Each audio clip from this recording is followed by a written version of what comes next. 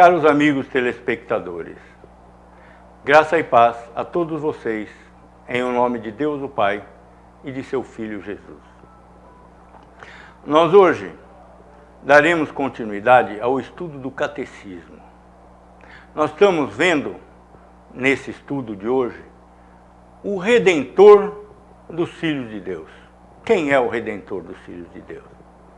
Nós vimos no bloco anterior que o Catecismo é bastante enfático quando ele trata do pecado original. Nós temos muitos capítulos do Catecismo trazendo ao homem essa condição natural que ele tem, a natureza corrompida, a incapacidade de agradar a Deus, a revolta natural do homem. E nós vimos também que isso não é para deixar a pessoa deprimida, porque em seguida, a queda, Deus providencia a redenção do homem. Quem é o Redentor dos Filhos de Deus? É Jesus Cristo. Jesus Cristo não é um homem comum, não é um homem como nós. Jesus Cristo é Deus encarnado. Ao mesmo tempo em que ele é homem Jesus, o homem Jesus, ele é o Verbo de Deus. A pessoa de Jesus é o Verbo de Deus. Nós vimos também que por esse nascimento sobrenatural, pela encarnação, Jesus é uma criatura, é um ser único em todo o universo. Um ser que possui em sua pessoa duas naturezas, uma natureza divina, uma natureza humana. Dessa forma, Jesus não apenas não pecou, como foi impecável. Era impossível para Jesus pecar. Por quê? Pelo nascimento virginal, pelo decreto de Deus e porque ele recebeu o Espírito sem medida. Nenhuma criatura em toda a humanidade jamais recebeu o Espírito sem medida. Somente Jesus possui essas características.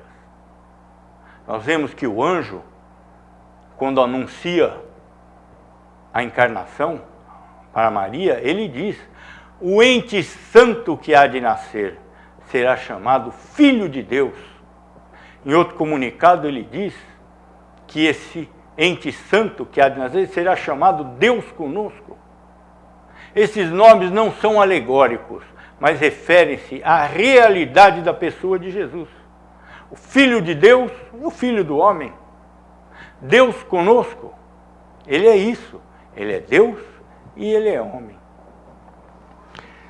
E nós vimos, no final do nosso bloco anterior, que antes da criação do mundo, não antes da criação do homem, não antes da criação dos anjos, mas antes da criação da primeira molécula do universo,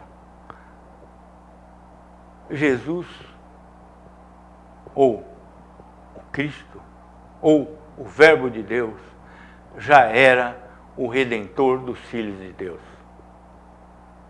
Já era o Salvador, já era o Filho do homem, já era o Filho de Deus.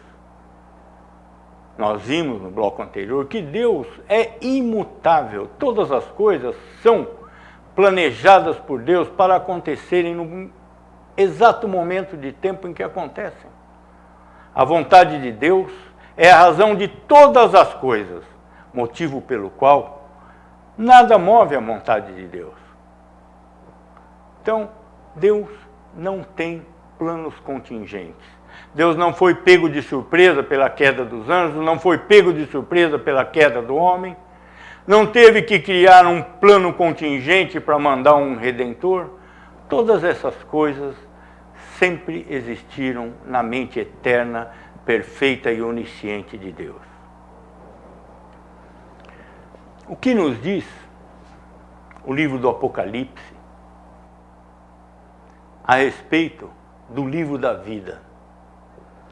Vejamos, no livro do Apocalipse, capítulo 17, verso 8. A besta que viste era e não é.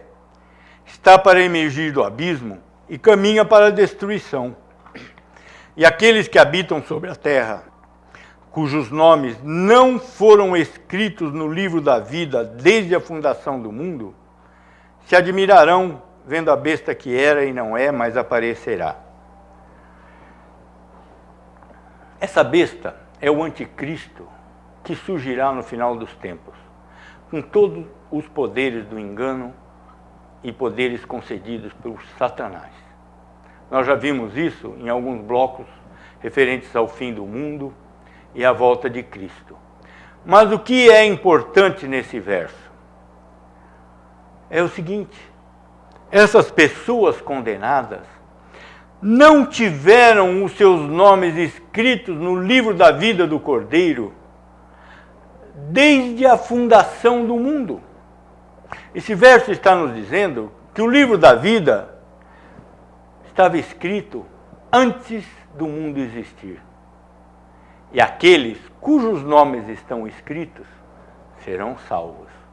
Aqueles cujos nomes não estão escritos no livro da vida serão condenados. Por mais que eles façam, por mais que eles tentem, por mais que eles se julguem santos e merecedores, seu nome não está escrito, você não será chamado.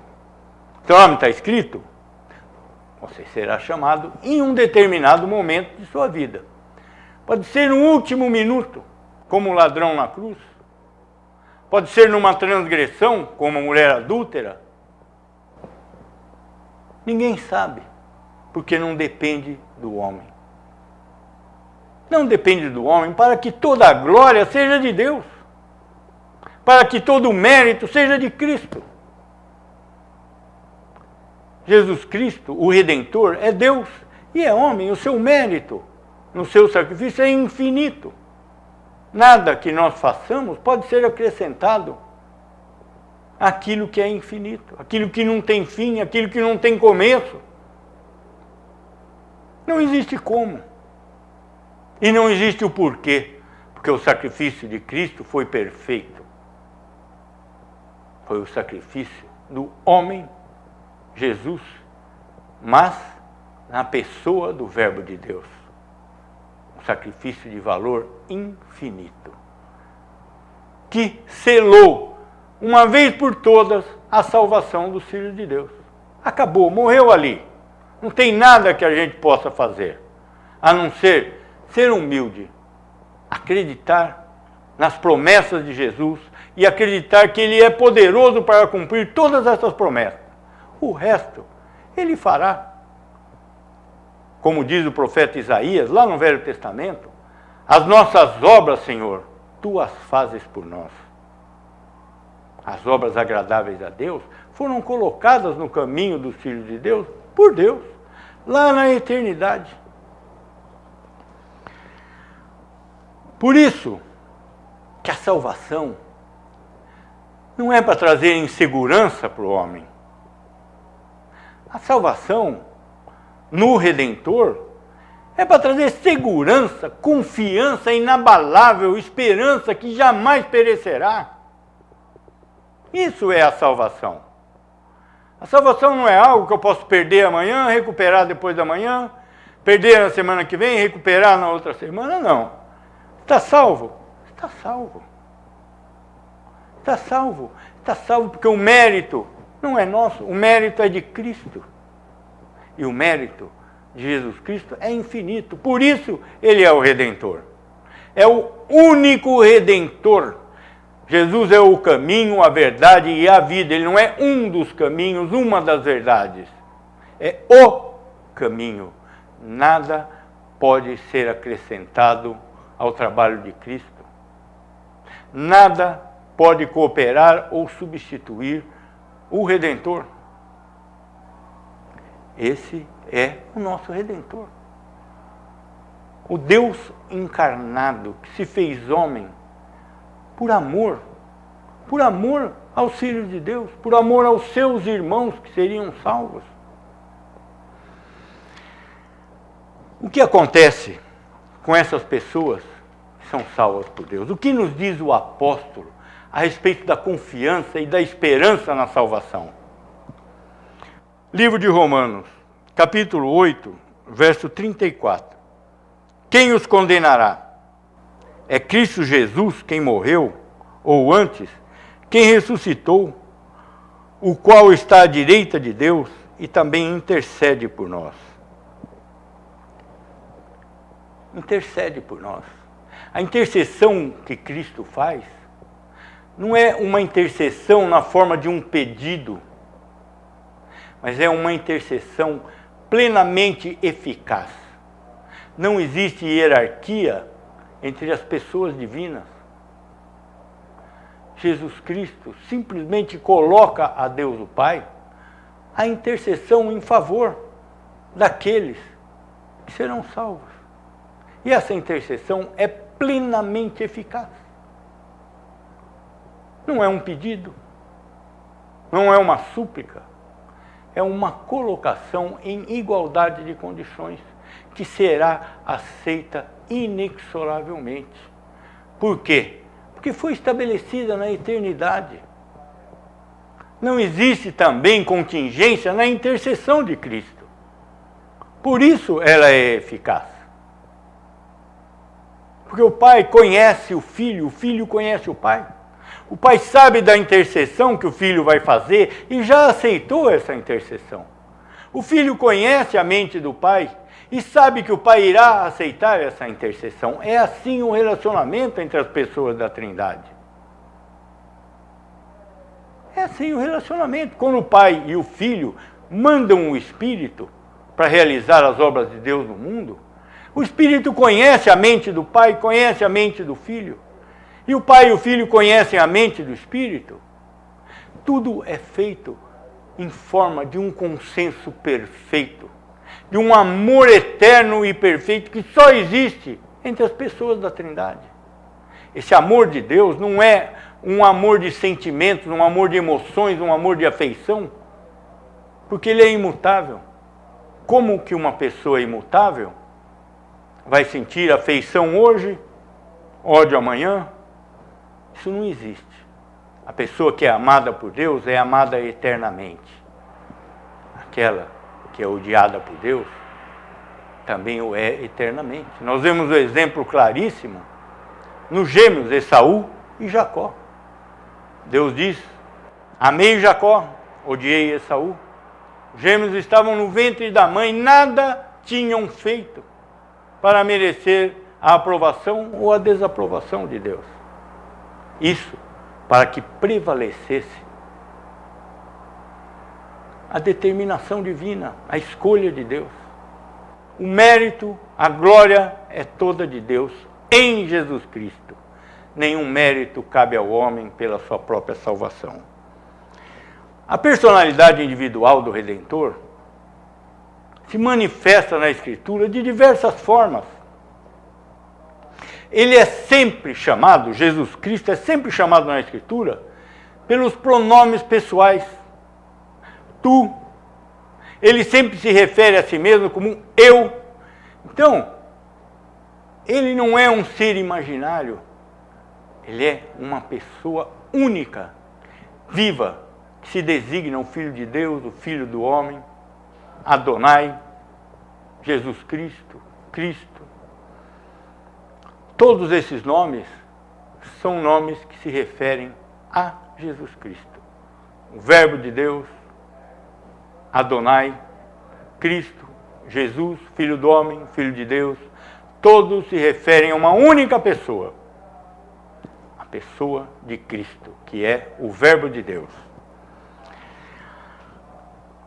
Na primeira carta a Timóteo, o apóstolo nos diz o seguinte. Primeira carta a Timóteo, capítulo 3, verso 16. Evidentemente, grande é o mistério da piedade. Aquele que foi manifestado na carne, foi justificado em espírito, contemplado por anjos, pregado entre os gentios, crido no mundo, recebido na glória. Esse é Jesus Cristo. Nós temos na Bíblia muitas descrições de Jesus. Na carta aos Colossenses, o apóstolo nos diz que nele habita corporalmente toda a plenitude da divindade. Corporalmente, só um homem tem corpo, Deus não tem corpo. Deus é um ser simples, puramente espiritual. Não tem corpos, membros ou paixões. Então se habita nele corporalmente, porque ele é um homem. Toda a plenitude da divindade, porque ele é Deus. Nenhum outro homem em todo o mundo tem a plenitude da divindade. Seria uma pretensão muito estúpida da parte de alguém dizer que tem a plenitude da divindade em si mesmo. Somente Jesus Cristo tem a plenitude da divindade corporalmente, porque ele também é homem. Essas duas naturezas de Cristo, elas não se acabaram na morte nem na ressurreição. Após a encarnação, Jesus Cristo é eternamente homem e Deus. Jesus Cristo, na sua morte, na sua ressurreição, ele levou para o seio da Trindade Divina uma alma racional humana. Ele levou para o seio da Trindade Divina um corpo ressurreto, transformado por Deus. Isso é o Redentor. Não é um homem como nós, um mártir que se sacrificou na cruz. Quantos mártires existem na humanidade? Jesus Cristo é Deus encarnado. É Deus encarnado. Hoje, no dia de hoje, nesse exato momento, Jesus Cristo está sentado à destra do poder de Deus, como homem e como Deus. Um homem ressurreto, um homem com o seu corpo transformado. Mas ele é hoje homem e Deus, como ele foi no momento da sua encarnação. Esse estado que ele assumiu é definitivo. Ele é ainda hoje o Filho do homem e o Filho de Deus. Ele é Adonai, ele é o Verbo de Deus, ele é Jesus, ele é o Cristo. Isso é o Redentor. Não é uma coisa banal, não é uma coisa fútil, não é uma coisa vulgar. É uma coisa sublime, uma coisa infinita, uma coisa divina e humana ao mesmo tempo. Somente em Jesus Cristo nós temos essas qualidades do divino associado ao humano. Não existe possibilidade de alguém em toda a humanidade ter essa pretensão de algo que pertence exclusivamente a Jesus. Aquela mesma pessoa que chorou diante do túmulo de Lázaro, aquela mesma pessoa que suou, que sentiu cansaço, que sentiu fome, que sentiu sede, é a mesma pessoa que disse aos fariseus: antes que Abraão existisse, eu sou. Eu sou é o nome de Deus no Velho Testamento. Eu sou é Yahvé. O nome tão sublime que ele era proibido de ser pronunciado pelos judeus. O nome de Yahvé era escrito no Velho Testamento pelos judeus antigos somente com consoantes, para que não fosse pronunciado jamais. Esse é o nome de Jesus. Esse é o nome de Cristo. Aquele mesmo homem que morreu, que chorou, que entregou a sua alma na morte, é o mesmo Deus eterno que disse, antes que Abraão existisse, eu sou. Eu sou Yahvé, eu sou Adonai, eu sou o Senhor. Esse é o nosso Redentor.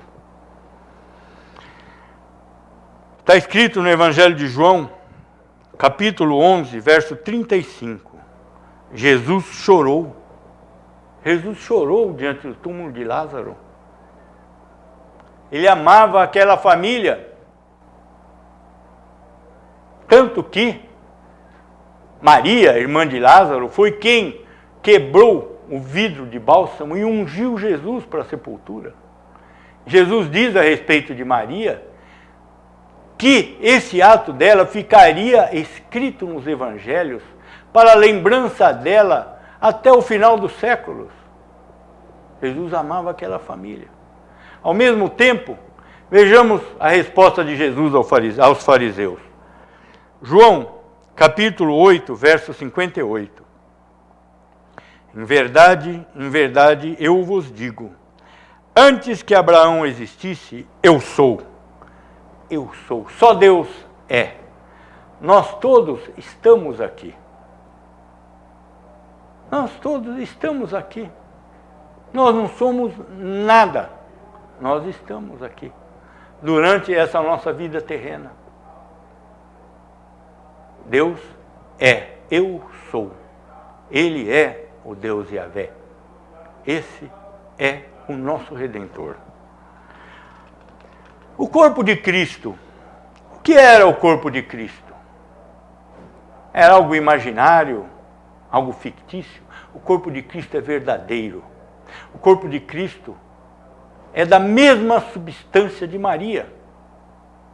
É um corpo real, como o nosso corpo. Jesus sofreu na sua carne todas as vicissitudes do homem, todas as dificuldades, todas as dores e sofrimentos do homem. Ele era descendente físico de Abraão. Ele era também o descendente espiritual da semente de Abraão. Esse é o Redentor. Ele é o descendente físico. Ele veio de Abraão, de Isaac, de Jacó, de Davi. Ele é um descendente físico. Mas ele é a semente espiritual de Abraão. A salvação não foi prometida a todos os descendentes físicos de Abraão. Nem somente aos descendentes físicos de Abraão. A salvação foi prometida a alguns descendentes físicos de Abraão e a pessoas que estão em todo o mundo, em toda a humanidade, de toda raça, tribo ou nação. Pessoas escolhidas por Deus para serem salvas em Cristo Jesus. O corpo dele era real. E ele sofreu realmente. Vejamos o que nos diz Isaías, no capítulo 53, verso 3. Esse capítulo 53 de Isaías é conhecido como o servo do Senhor. Isaías, capítulo 53, verso 3. Era desprezado e o mais rejeitado entre os homens, homem de dores e que sabe o que é padecer. E como um de quem os homens escondem o rosto, era desprezado, e deles não fizemos caso. Ele está se referindo aos judeus, aos religiosos judeus. Deles não fizemos caso. Então Jesus tinha um corpo humano como o nosso, mas não era um homem comum. Ao mesmo tempo em que ele era homem, ele também era Deus. Mas, além de tudo isso, Jesus tinha uma alma racional humana como nós. Jesus tinha uma alma humana racional. Essa alma humana racional de Cristo convive com ele até hoje. Está lá, no seio da Trindade Divina. Isso é o Redentor. Não é um qualquer, não é uma pessoa comum. Ele é Deus e é homem, ele é capaz de fazer o que ele se propôs a fazer, ele é capaz de fazer o que Deus destinou ele a fazer. A alma de Cristo é uma alma racional humana, uma alma que sofria, uma alma que se alegrava. Vejamos o que diz o Evangelho de Marcos. Marcos, capítulo 14, verso 34.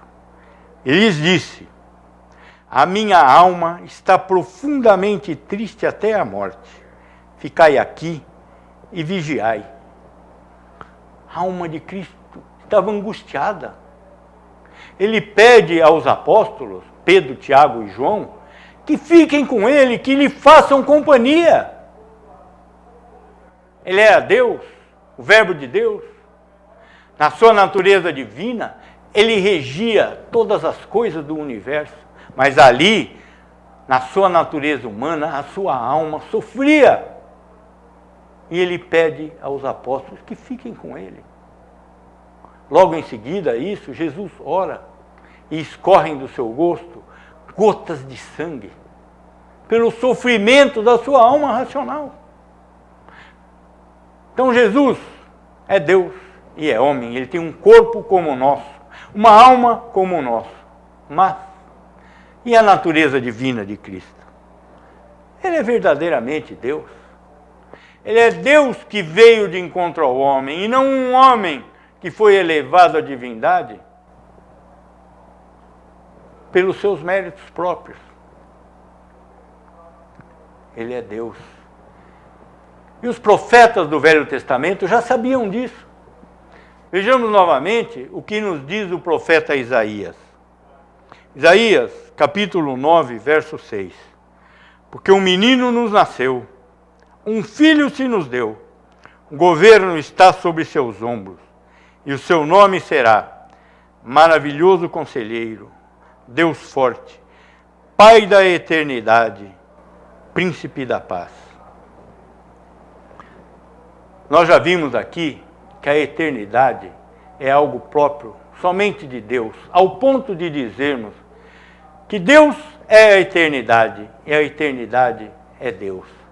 Então o que Isaías está nos dizendo? Aquele menino que nasceu ali no estábulo, que foi colocado na manjedoura, aquele menino acabado de nascer, recém-nascido, o que ele era? Ele era o Pai da eternidade. Ele era Deus. Então nós temos que ter isso em mente quando falamos de Jesus, quando falamos de Cristo. Nós estamos falando de uma criatura única em todo o universo, um ser divino e humano ao mesmo tempo. Isso muda fundamentalmente todo o conceito que nós temos do cristianismo. Tenham isso em mente permanentemente. Oremos. Pai nosso que estás no céu, santificado seja o teu nome. Venha o teu reino. Seja feita a tua vontade, assim na terra como no céu. O pão nosso de cada dia, dá-nos hoje. E perdoa-nos as nossas dívidas, assim como temos perdoado aos nossos devedores. Não nos deixes cair em tentação, mas livra-nos do mal, pois teu é o reino, o poder e a glória para sempre. Amém.